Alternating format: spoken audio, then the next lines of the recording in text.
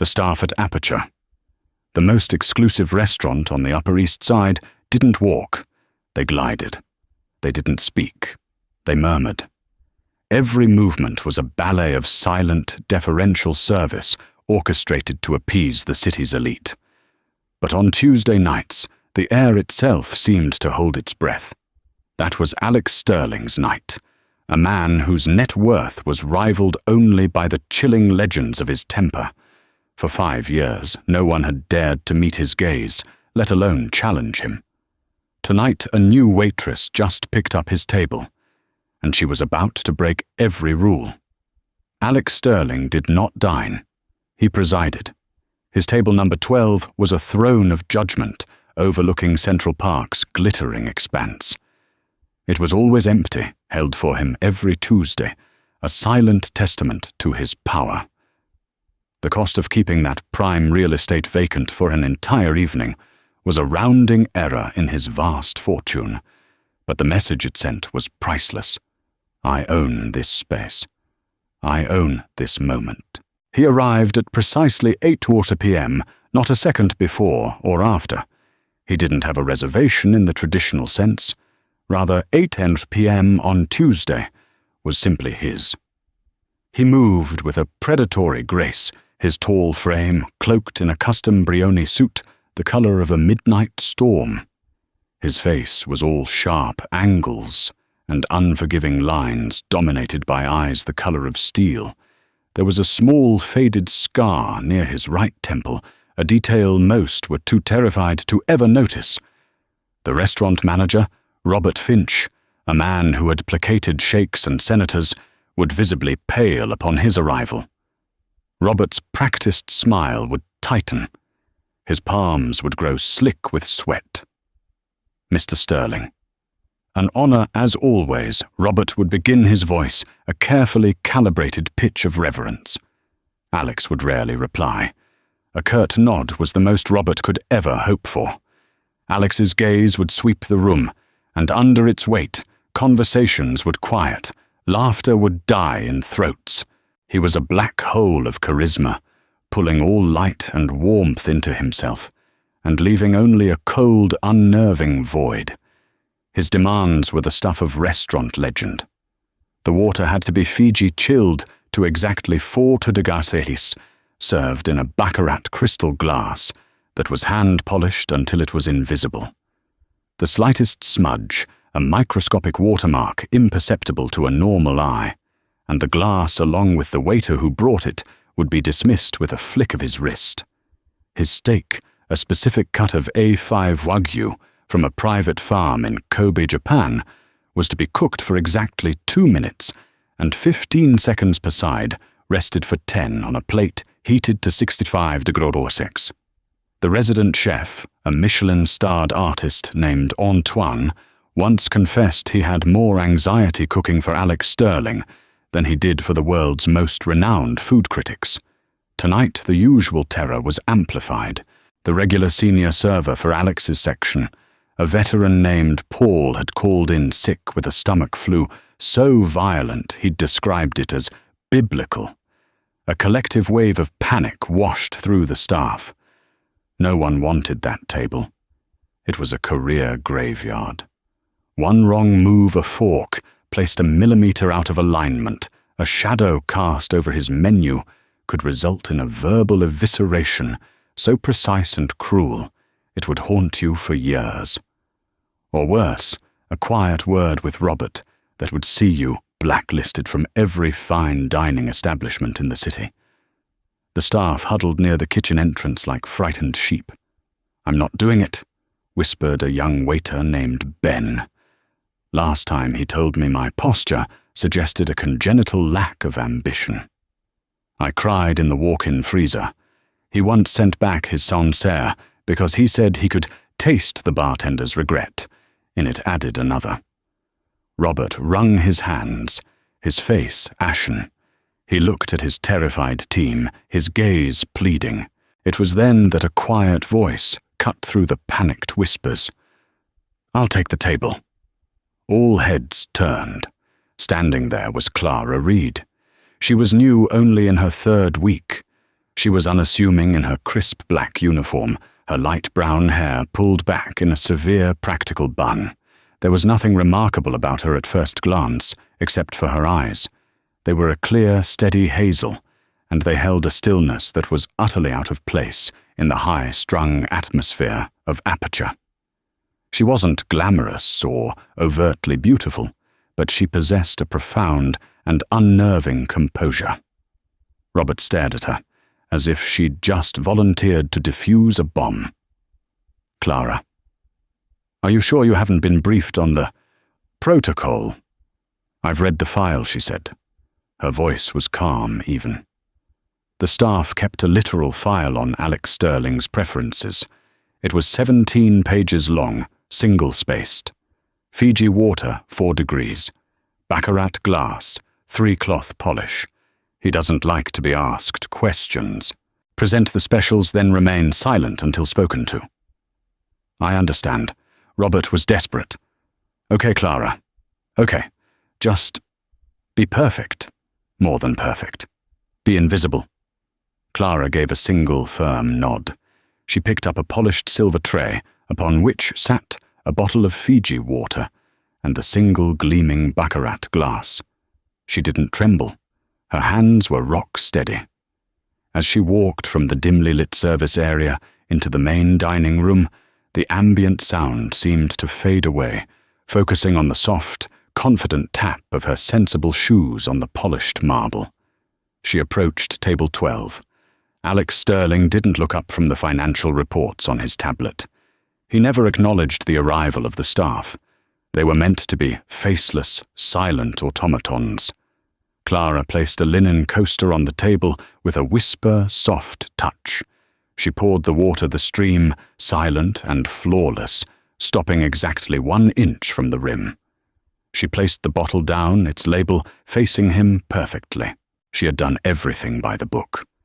She was about to retreat, to melt back into the shadows as instructed, when Alex Sterling spoke, his voice a low, dangerous purr that cut through the silence. "Stop." Clara froze. The entire restaurant seemed to freeze with her. He slowly lifted his head, and for the first time, his cold, steel-grey eyes landed on her. He didn't look at the glass or the water. He looked directly at her. He held her gaze for a long, heavy moment, then gestured with his chin toward the glass of water. "There is a flaw," he stated. It wasn't an accusation, it was a verdict. "Fix it." Robert, watching from across the room, felt his heart plummet. This was it. The new girl was done. He started to move forward, ready to apologize, to grovel, to do anything to mitigate the damage. But Clara didn't flinch. She didn't apologize. She didn't even look at the glass. Her hazel eyes remained locked on his. With a calmness that defied all reason, she replied, where the word hung in the air, a stunning breach of protocol, where it was not a question of panic or confusion. It was a simple, direct request for information, delivered with the same placid intonation one might use to ask for the time. In the world of Alex Sterling, it was an act of outright rebellion. You did not question the king. You simply scrambled to obey his proclamations. Alex's eyebrows, which usually sat in a severe straight line, rose by a fraction of a millimeter. It was the most expression anyone had seen from him in years. He had expected stammering apologies, perhaps even tears. He had expected the immediate removal of the glass and a flurry of panicked activity.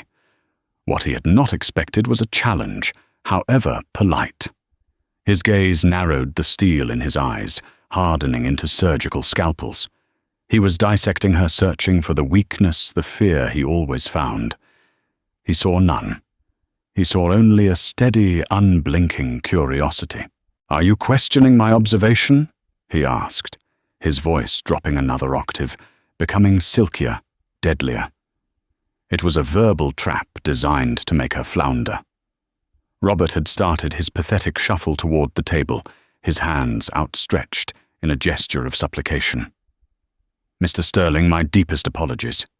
She's new. Alex raised a single finger, silencing the manager without even glancing at him. Robert froze mid-step, his mouth agape.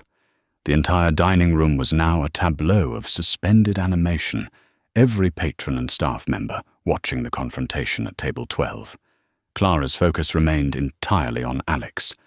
"No, Mr. Sterling," she said, her voice still infuriatingly level. "I am not questioning your observation. I am seeking to understand it. In order to fix a flaw, I must first be able to see it." "You said fix it." "I intend to. So I ask again, respectfully, where is the flaw?" She hadn't raised her voice. She hadn't used a sarcastic tone. It was pure, unadulterated logic, and it was a language Alex Sterling, a man who built an empire on ruthless logic, understood perfectly. It was also a language no one had ever dared to use on him in this context. A long, tense silence stretched out. It felt like an eternity. Alex finally broke the stare, his eyes dropping to the glass. He picked it up, rotating it slowly between his long, elegant fingers. He held it up to the candlelight. "There," he said, pointing to a spot near the rim. "A microscopic aberration in the crystal's lattice. It's almost imperceptible. A slight clouding. It refracts the light incorrectly. It is an impurity."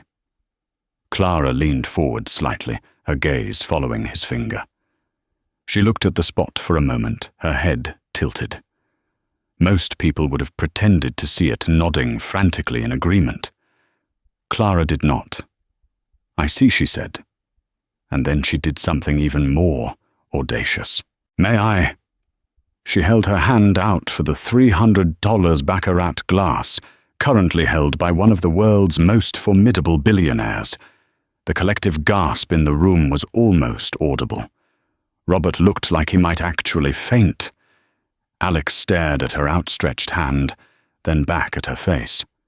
The sheer, unmitigated gall was astonishing. He felt a flicker of something he hadn't felt in a very long time: surprise. He placed the glass in her hand. Clara held it with a practiced, steady grip, turning it over in the light just as he had done. She ran a thumb over the spot he had indicated. She was silent for a full 10 seconds, studying it with an intensity that matched his own. "You're right," she said, finally looking back at him. "It's not a smudge. It's a manufacturing defect, a pressure flaw in the glass itself. Polishing it won't fix it. The glass must be replaced." She placed the flawed glass on her tray. "I will bring you a new one. I will inspect it personally before it reaches your table." She turned and walked away, her back straight, her steps unhurried. She hadn't been dismissed. She had concluded the interaction. The entire restaurant watched her go, stunned into silence. Alex Sterling sat motionless at his table, his eyes following her retreat. He watched as she went to the service bar, took out 3 new baccarat glasses, and held each one up to the light, examining them with the meticulous eye of a diamond cutter. She rejected the first 2 before finding one that met her standard. She polished it, brought it back to the table with a new bottle of Fiji water, and performed the service again, flawlessly, and in complete silence. She then stood a respectful distance away, waiting for him to order. Alex did not speak for a long time. He stared at the new glass, then back at the empty space where Clara was standing. The gears were turning in his mind, processing this unprecedented event. Everyone who had ever worked for him operated on a platform of fear. Fear bred sloppiness and mistakes. He used his anger as a tool to demand perfection. Yet this woman who showed no fear had just delivered a level of perfection and intellectual honesty he had never encountered.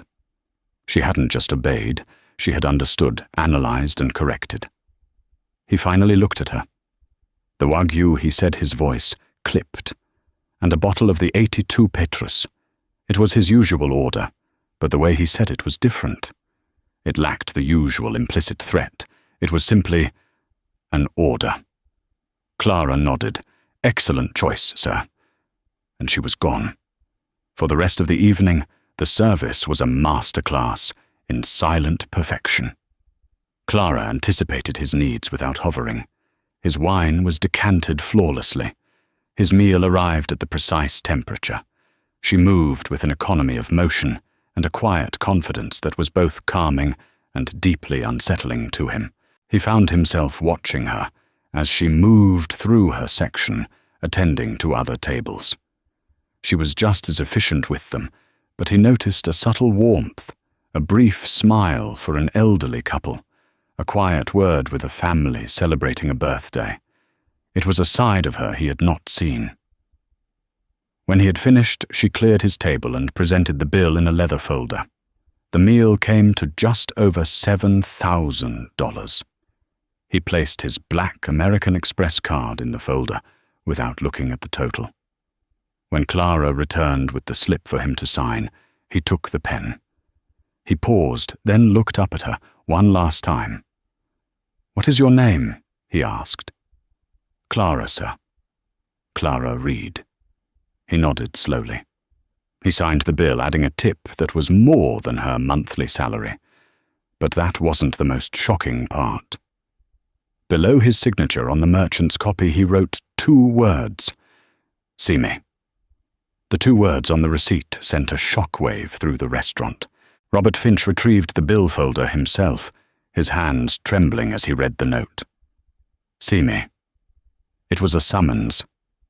In the history of Alex Sterling's patronage at Aperture, he had only ever summoned 2 people: a chef he wanted to hire for his private jet, and a sommelier he'd had fired for recommending a wine that was, in his words, pedestrian. The outcome was binary, apotheosis or annihilation. Clara, however, seemed unfazed when Robert showed her the note, his face a mask of dread. When she asked, "He's waiting in his car, a black Maybach right out front." "You can't miss it," Robert stammered. "Clara, what did you do? What did you say to him?" "I told him his glass was flawed," she said, untying her apron. You what?" Robert looked utterly bewildered. He had watched the entire exchange, but he still couldn't process it. Clara simply hung her apron on its hook and smoothed down her uniform. "He'll be waiting." She walked out the front entrance past the doorman, who gaped at her. The Maybach was idling silently at the curb, a long obsidian beast of a car. The rear window glided down as she approached, revealing Alex Sterling, inside, illuminated by the soft glow of the cabin's interior lights. The city's frantic energy seemed to dissolve around the vehicle, creating a bubble of immense, intimidating quiet. "Get in," he commanded. It wasn't a request. Clara didn't hesitate. She opened the door and slid onto the plush leather seat opposite him. The door closed with a heavy, satisfying thud, sealing them inside. The silence was absolute. The car smelled of rich leather and something clean and metallic like cold money. He was staring at her again with that unnerving intensity. "You're not afraid of me," he stated. It wasn't a question. "Should I be?" Clara asked, her hands resting calmly in her lap. He gave a dry, humorless chuckle. "Most people are. My own board of directors is afraid of me. The man who manages this restaurant is terrified of you right now simply because you're in this car. Fear is a useful tool. It ensures compliance. Yet you show none." He leaned forward slightly.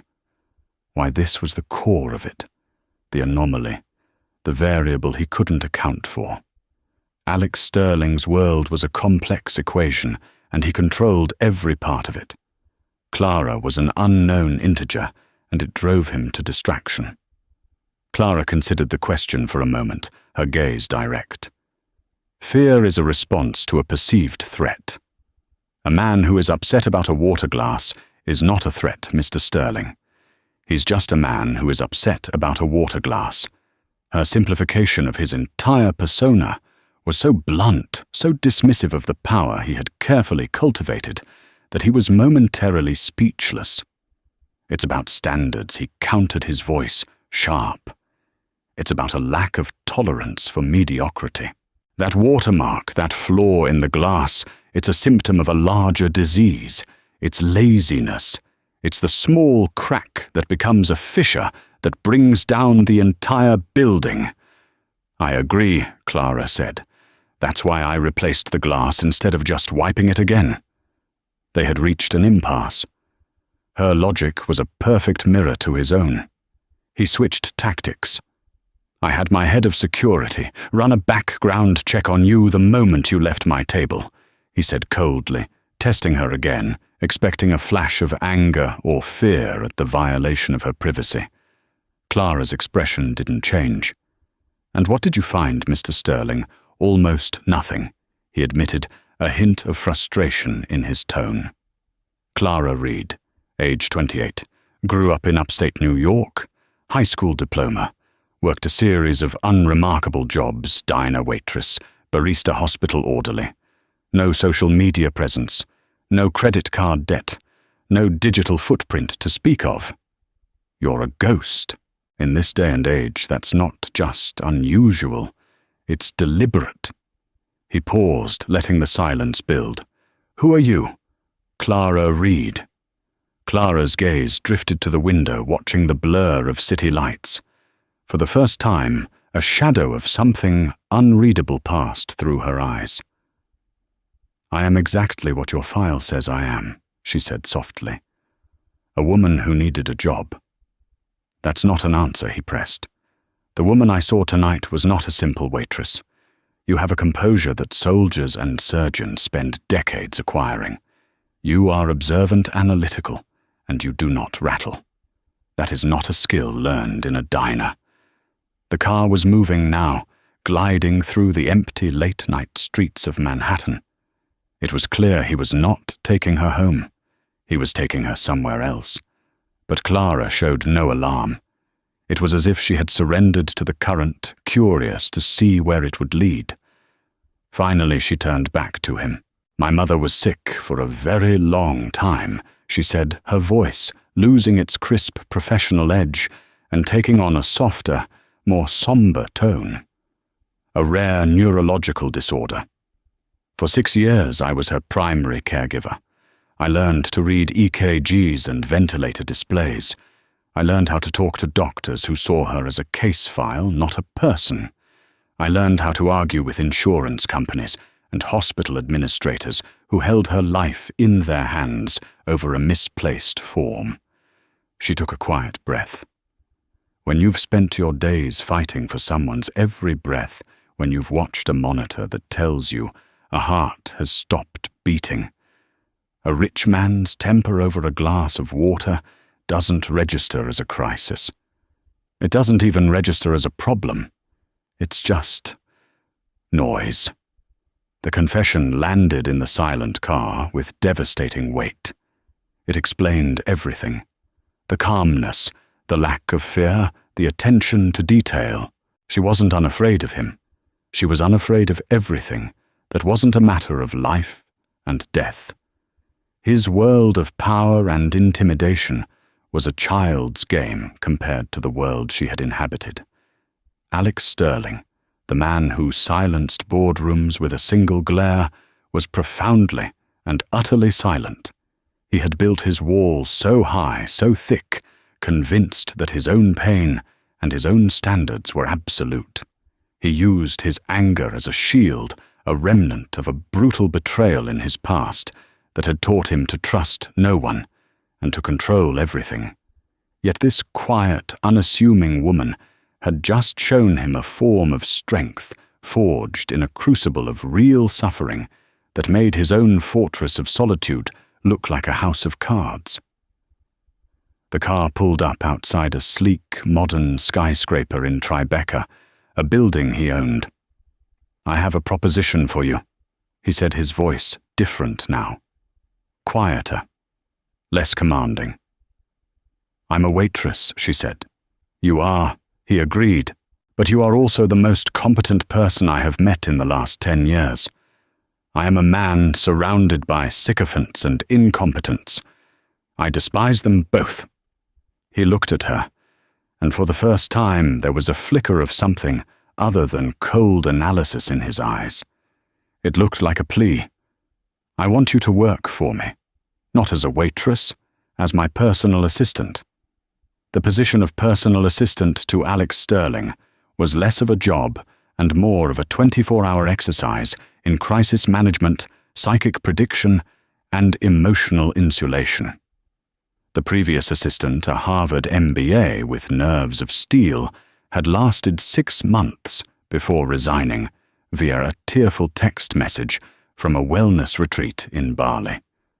The salary was astronomical, but the cost to one's soul was by all accounts even higher. Clara's acceptance of the offer was met with shock by the staff at Aperture, and with wary curiosity by the employees at Sterling Industries. They saw a quiet, plainly dressed woman enter the lion's den, and they placed bets on how long she would last. The consensus was 2 weeks. Her office was a minimalist glass box adjacent to Alex's sprawling corner suite on the 90th floor. The view was godlike, stretching from the Statue of Liberty to the Bronx. The world was a map at their feet. The first week was a brutal trial by fire. Alex did not train her. He simply expected her to know, to anticipate, to already be 5 steps ahead. He communicated in clipped phrases and impatient glares. "My schedule," he'd bark, "printed and on your desk since 6 a.m. Clara would reply, not looking up from her screen. "Your 10 a.m. with the Tokyo investors has been moved to a video conference. I took the liberty of having a translator on standby, as their lead negotiator's English is largely ceremonial. Your lunch with Senator Thompson is confirmed. I've pre-ordered for you both at the grill. He prefers their Cobb salad, and it will put him in a more agreeable mood for the discussion on zoning variances. The helicopter is fueled for your 3 p.m. departure to the Hamptons." He would stare at her, searching for an error, a lapse. He never found one. She organized his life with the same dispassionate efficiency she had used to organize her mother's medical charts. Memos, appointments, and travel logistics were marshaled like troops on a battlefield. She was implacable.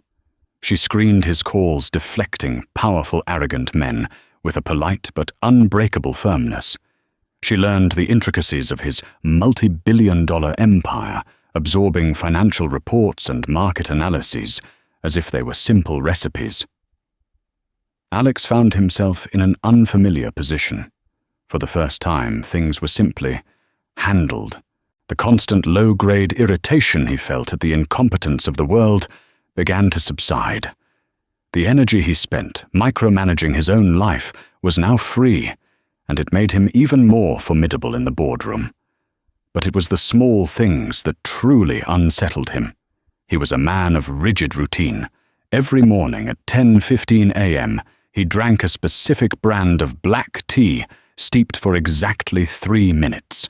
One morning, he buzzed his intercom, ready to snap that his tea was late. "Your tea is on the credenza to your left." Mr. Sterling, her voice came through calm as ever. "I noticed you seemed to be developing a slight cough. This is a Ceylon blend with ginger and honey. It should be more soothing." He turned. The tea was there, steaming in his cup. He tasted it. It was annoyingly perfect. Another day he was preparing for a hostile takeover negotiation, a battle that had been consuming him for weeks. He was tense, his jaw clenched. Without a word, Clara placed a small, polished river stone on his desk. It was cool and smooth to the touch. "What is this?" he demanded. "My mother used to hold one when she was in pain," Clara said softly. She said it helped to have something solid to focus on, something real. He didn't touch it, but he didn't have her remove it either. It sat on his desk for the rest of the day, a small, silent testament to a world of feeling he had long since abandoned. The employees who had pitied her began to look at her with a kind of awe. She was the sterling whisperer. She navigated his moods, deflected his anger, and met his impossible standards without ever seeming to break a sweat. What they didn't see were the moments when she was alone in her glass box office at night, long after Alex had gone home. They didn't see her staring out at the city lights, her composure momentarily cracking. They didn't see the exhaustion in her eyes. This world of private jets, 9-figure deals, and casual cruelty was as alien to her as a distant planet. She wasn't made of steel. She was made of purpose. Her mother had left behind a mountain of medical debt, a sum so crushing it had felt like a life sentence. This job, this gilded cage, was her only way out. She was paying off the past one impossible task at a time. One evening, Alex was working late, poring over schematics for a new energy project. He was agitated, frustrated by a flaw in the design that no one on his engineering team could solve. He'd been barking at everyone for hours. Clara entered his office quietly. She didn't speak, but instead placed a tablet on his desk. On the screen was not a spreadsheet or a report, but a high-resolution image of a honeycomb. "What is this nonsense?" he snapped. The hexagonal structure of a honeycomb is one of the most efficient and stable designs in nature, she said, her voice even.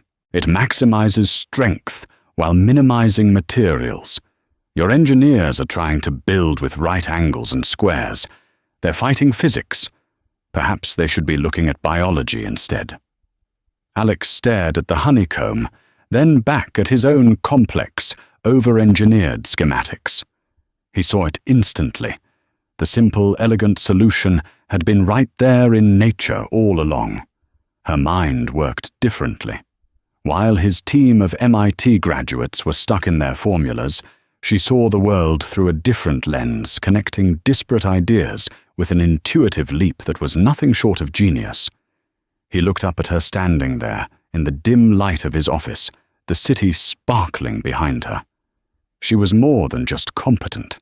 She was an asset he hadn't known he needed. "Clara," he said, his voice softer than she had ever heard it. "The charity gala for the Children's Hospital is on Friday.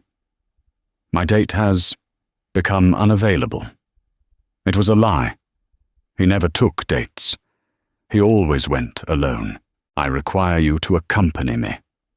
It wasn't a request, but for the first time, it didn't sound entirely like a command either. It sounded like a man who was used to being alone, tentatively asking not to be.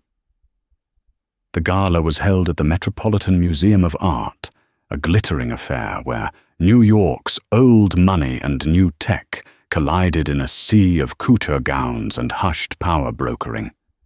Alex Sterling's arrival always caused a stir, but his arrival with a woman on his arm, a woman no one in that rarefied world recognized, created a tidal wave of whispers. Clara was transformed. She wore a simple, elegant navy blue gown that Alex's personal shopper had arranged for. It was understated, yet perfect, making her stand out in a room of ostentatious glamour. Her hair was down, falling in soft waves, and her only jewelry was a pair of simple diamond studs. She looked beautiful, but more than that, she looked serene, an island of calm in the swirling social vortex. For Clara, it was a surreal experience. The women wore jewels that could pay off her mother's medical debt 100 times over. The small talk was about summering in St. Bart's and problems with yacht maintenance. It was Alex's world, and she was a tourist. He, however, navigated it with practiced ease, introducing her with a simple, "This is Clara Reed," offering no further explanation, which only fueled the speculation. Clara handled the prying questions and condescending glances from society doyens with the same unflappable grace she showed in the office. "Reed, are you one of the Connecticut Reeds?" one woman asked her, tone dripping with disdain. "No, I'm one of the upstate New York Reeds," Clara replied with a small, polite smile that gave nothing away. Alex watched these interactions with a strange sense of pride. She was not intimidated. She was not impressed. She was simply present. The twist of the evening came not from a socialite, but from an old enemy. A man named Richard Thorne approached them, a smug grin on his handsome, predatory face. Thorne was Alex's former business partner, the man responsible for the brutal betrayal that had formed the bedrock of Alex's cynicism and mistrust. He had stolen their initial company, leaving Alex with nothing but debt and a thirst for revenge. Alex had since rebuilt his empire tenfold, crushing Thorne's stolen enterprise in the process, but the wound had never healed. Sterling Thorne said, his voice oozing false cordiality. "I'm surprised to see you at a charity event. I always assumed your heart was several sizes too small." He then turned his oily charm on Clara. "And who is this lovely lady you've managed to convince to stand next to you?" Alex's body went rigid. His hand, resting on the small of Clara's back, tensed into a claw. His face became a mask of cold fury. "Thorne, I thought they'd stopped letting snakes into the temple of Dendur." Temper. Thorne chuckled, enjoying the reaction. "I just came over to congratulate you. I heard about your new energy project. Ambitious. Very fragile." There was a clear threat in his words. He was still a competitor, a vulture, circling, looking for any weakness. Clara felt the rage radiating from Alex in waves. It was a cold, killing anger, far different from the petty frustrations he showed at the office. This was real. This was deep. She could feel him about to lash out to create a scene that would be all over the tabloids by morning. Before he could speak, Clara stepped forward, slightly positioning herself subtly between the two men. She looked Richard Thorne directly in the eye, her hazel gaze clear and steady. "Mr. Thorne, it's a pleasure," she said, her voice polite, but edged with ice. "Clara Reed, I'm Mr. Sterling's assistant." She then looked down at Thorne's hand, which was holding a flute of champagne. "You have a bit of lint on your cuff," she said simply. It was such a mundane domestic observation that it completely derailed Thorne's momentum. He instinctively glanced down at his cuff. In that split second, his power pose was broken. He was no longer the aggressor. He was just a man checking his suit. Clara used that moment. "If you'll excuse us," she said, her tone indicating the conversation was over. She placed a light hand on Alex's arm, a silent signal, and gently guided him away. "I believe they're about to start the auction." She led him toward the balcony, overlooking the floodlit gardens, away from the prying eyes and the suffocating crowd. Alex was silent, his breathing tight and controlled. He was vibrating with a rage he hadn't allowed himself to feel in years. "Thank you," he said, finally the word sounding foreign on his tongue.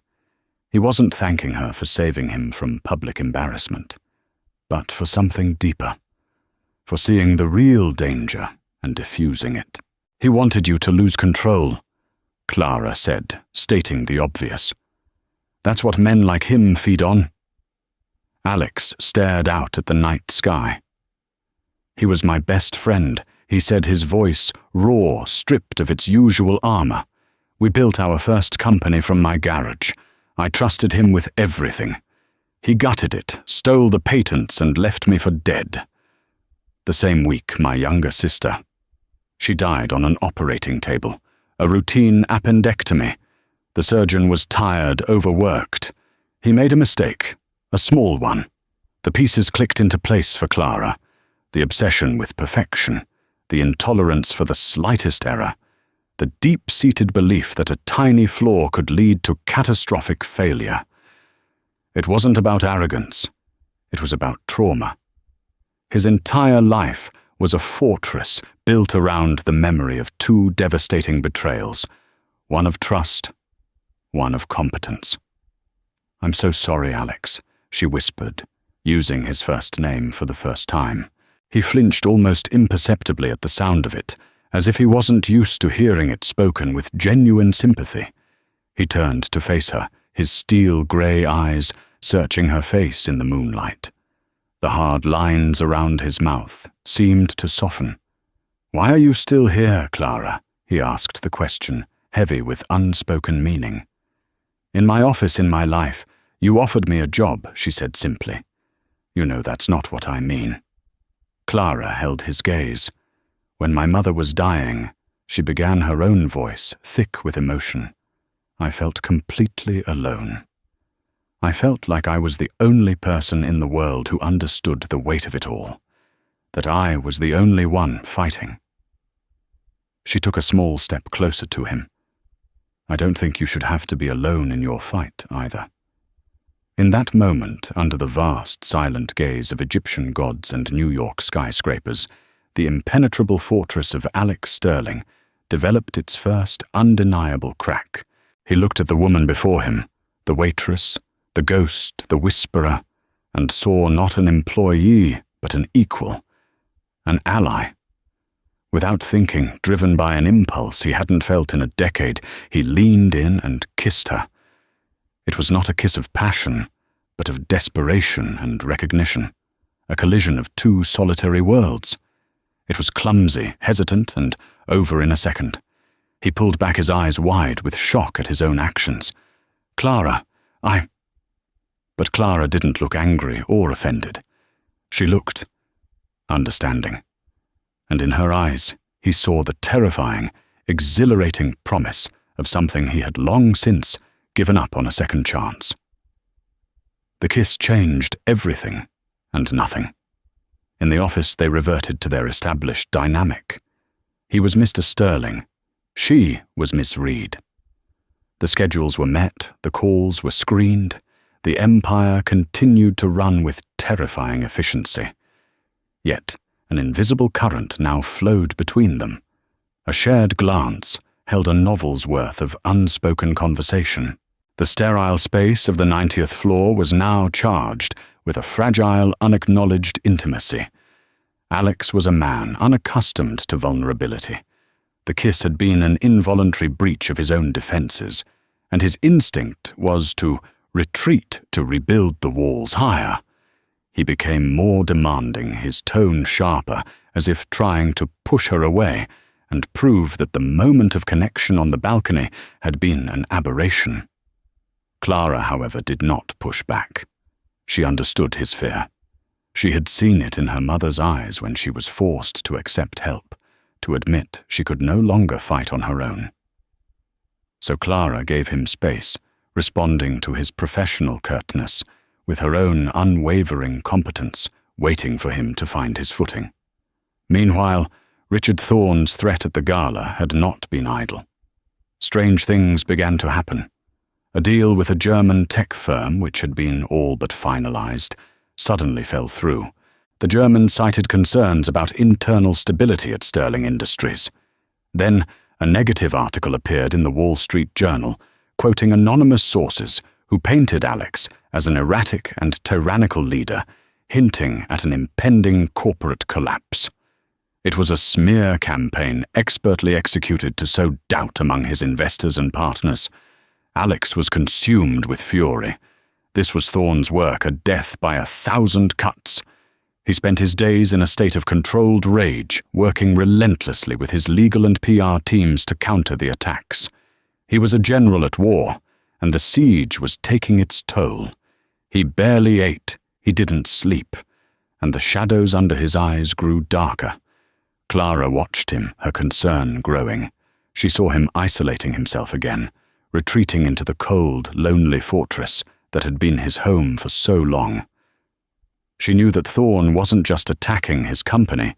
He was attacking Alex's deepest wounds, his fear of betrayal and failure. She decided to fight back, in the only way she knew how, with meticulous, obsessive attention to detail. While Alex focused on the big picture, the legal threats and the market fallout, Clara began to dig into the small things. She started a quiet, off-the-books investigation of her own. She spent her nights poring over company records, cross-referencing visitor logs and analyzing network data access. She was looking for the crack, the tiny fissure that would bring Thorne's entire scheme crashing down. Her search led her to the company's digital infrastructure. Sterling Industries was protected by a state-of-the-art cybersecurity system considered virtually impenetrable. But Clara wasn't looking for a brute force attack. She was looking for a ghost, a betrayal from within. Her focus narrowed to one man, Arthur Vance, the head of Alex's IT department. Vance was a quiet, unassuming man who had been with the company for over a decade.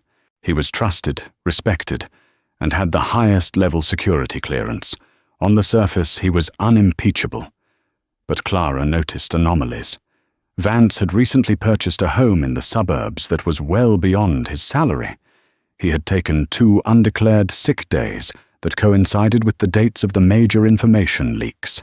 It was circumstantial, but it was a thread. Clara needed proof.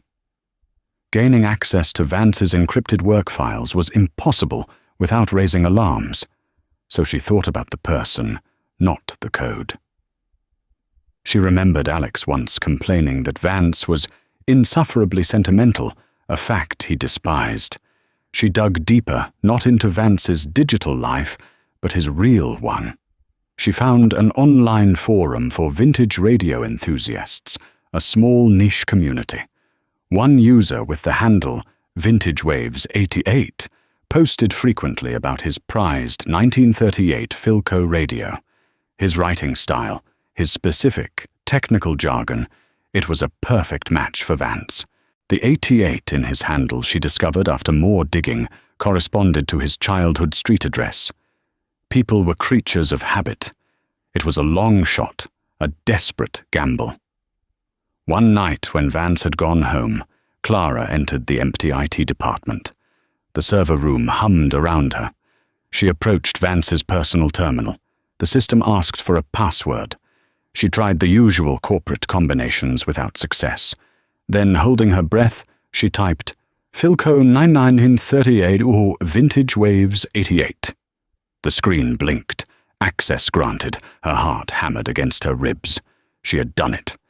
She was in. For the next hour, she navigated his private files, her fingers flying across the keyboard. And there it was, a hidden encrypted folder. Inside were copies of Alex's confidential project proposals, strategic plans, and personal emails. All of them had been sent to a dummy corporation that she quickly traced back to Richard Thorne. There were also financial records. Thorne had been paying Vance for months, depositing money into an offshore account. The betrayal was absolute. It was happening all over again. She downloaded everything onto a secure encrypted drive. As the progress bar reached 100%, she heard the sound of the elevator in the lobby. Her blood ran cold. It was late, almost 2 a.m. The only other person with access to the floor at this hour was Alex.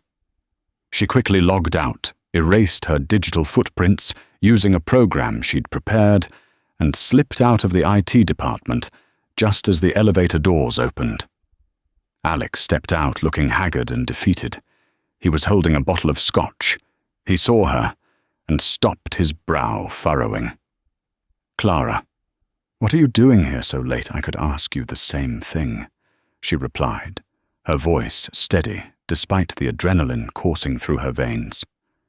I couldn't sleep, he admitted, his voice rough with exhaustion. I was thinking about just selling, liquidating my assets, disappearing. Let Thorne have his scrap of dirt. It's not worth this. It was the voice of a man on the verge of surrender. The smear campaign was working. It had worn him down to the bone. Clara walked toward him, her expression resolute. She held up the small silver encrypted drive in her hand. Don't surrender, she said, her voice ringing with a fierce strength that startled him. Because I just found his ghost. Alex stared at the drive in her hand, then back at her face, his mind struggling to process her words. He saw the fire in her eyes, the unwavering resolve, and for the first time in weeks, the crushing weight on his shoulders seemed to lighten. Hope, an emotion he had long considered a liability, flickered within him. He led her back to his office, where she plugged the drive into his personal console. The files materialized on the screen, the incriminating emails, the stolen data, the offshore bank transfers. The evidence was irrefutable, a perfect digital portrait of Arthur Vance's treason, orchestrated by Richard Thorne. The cold, calculating fury returned to Alex's eyes, but this time it was different. It wasn't the wild, unfocused rage of a wounded animal. It was the sharp, focused anger of a predator with its prey in sight. The defeat he'd felt moments ago evaporated, replaced by a chilling clarity.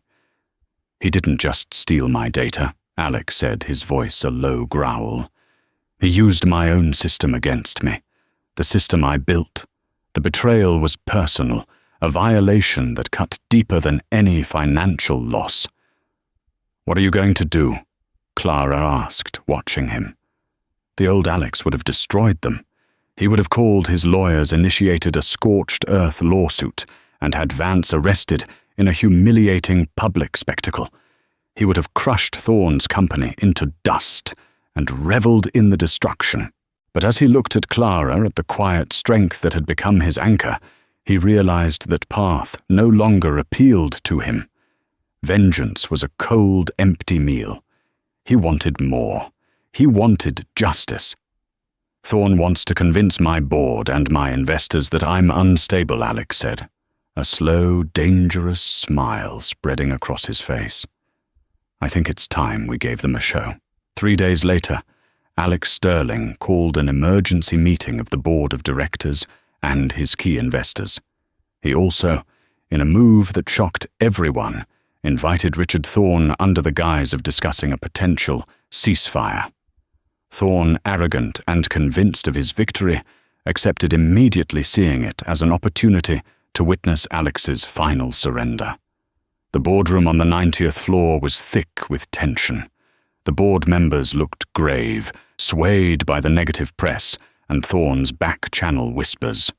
Thorne himself sat at the table looking smug, a victor awaiting his spoils. Alex stood at the head of the table, flanked by his legal team. Clara stood quietly by the wall, a silent observer, invisible to everyone but him. "Thank you all for coming," Alex began, his voice calm and controlled. "I'm aware of the recent concerns regarding the stability of this company. And my leadership." He looked directly at Richard Thorne. "There have been accusations of volatility, of internal chaos, and they are not entirely unfounded. There has been a poison in this company, a rot that has been spreading for months." The board members shifted uncomfortably. Thorne's smile widened. This was it. The confession. However, Alex continued, his voice hardening. "The source of that poison is not, as has been suggested, my leadership. It is betrayal." On the massive screen behind him, the first document from Clara's drive, appeared an email from Vance to Thorne's Shell Corporation with a confidential Sterling Industries prospectus attached. A collective gasp went through the room. Thorne's face went pale. One by one, Alex walked them through the evidence, the stolen files, the doctored reports used for the smear campaign, the bank statements showing payments from Thorne to Vance. It was a methodical, brutal dissection of Thorne's entire scheme. For months, Alex said, his voice resonating with cold power, "Mr. Thorne has been paying my head of IT, Arthur Vance, to steal proprietary data and actively sabotage this company from the inside." As if on cue, the boardroom doors opened. 2 security guards entered, escorting a trembling, ashen-faced Arthur Vance. He saw Thorne, then Alex, and his face crumpled in despair. "Mr. Vance," Alex said calmly. "Would you care to add anything?" Vance could only shake his head, mumbling apologies. Alex turned his attention back to the stunned board. "The man you see here, Richard Thorne, did not build his own success.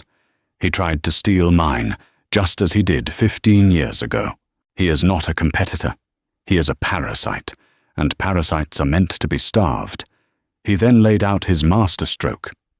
In the past 72 hours, using the knowledge of Thorne's strategy, Alex's team had not only patched their security leaks, but had also fed Vance false, misleading data. That data, which Thorne had used to make a series of massive, aggressive stock market plays against Sterling Industries, was a trap. When the markets opened that morning, Thorne's company would suffer a catastrophic, unrecoverable loss. Thorne lunged to his feet, his face purple with rage. "You have no proof I orchestrated this. This is all Vance." "Is it?" Alex said smoothly.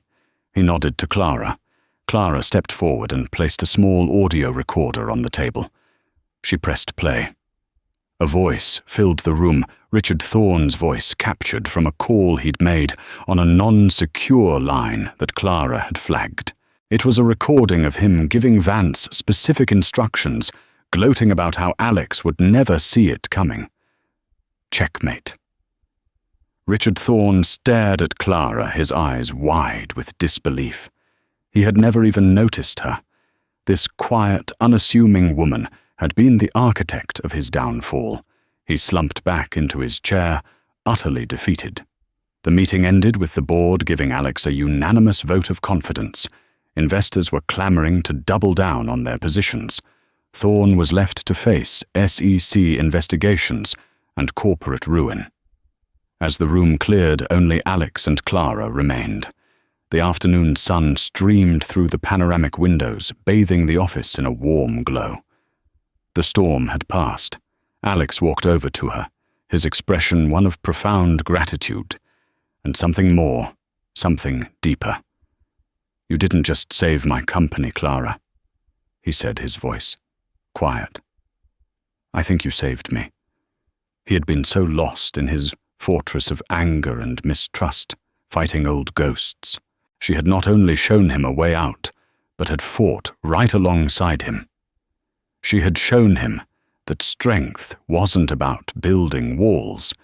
It was about having the courage to trust someone enough to let them stand with you inside them. "You're not alone in your fight, Alex," she said softly, echoing her words from the museum balcony. He reached out and took her hand.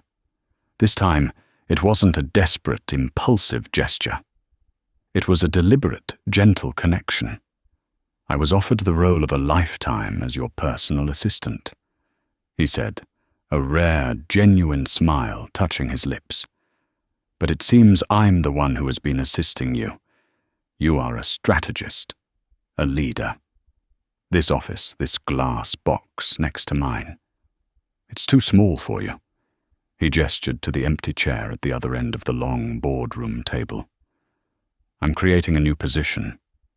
Chief Strategy Officer, a partner. Someone to help me build, not just defend." He looked into her eyes, his own steel gaze now warm and open. "The job is yours, if you want it." Clara looked from his eyes to the chair to the sprawling city beyond. She had taken a job as a waitress to pay off the debts of her past. Now she was being offered a chance to build a future she had never dared to imagine. It was more than a job. It was a testament to how far she had come and a promise of who she could become. "I accept," she said. And for the first time, her calm, composed face broke into a radiant smile. In the heart of the Sterling Empire, the ghost and the tyrant had found something. Neither had been looking for a partnership, a healing, and a home. The story of Alex Sterling and Clara Reed isn't just about a billionaire and a waitress. It's a powerful reminder that the strongest armor is often forged around the deepest wounds, and that true courage isn't the absence of fear, but the refusal to be defined by it. It shows us that the quietest person in the room is often the most observant, and that sometimes the person who can save us is the one who simply isn't afraid to see us for who we truly are. Have you ever profoundly misjudged someone only to discover a hidden depth you never expected? What do you believe is more powerful, fear or empathy? If this story of unlikely connection and hidden strength resonated with you, please show your support. Hit that like button to let us know. Share it with someone who loves a story with real heart. And most importantly, subscribe to the channel and turn on notifications. We have so many more tales to tell that prove there is always, always more than meets the eye. Thank you for listening.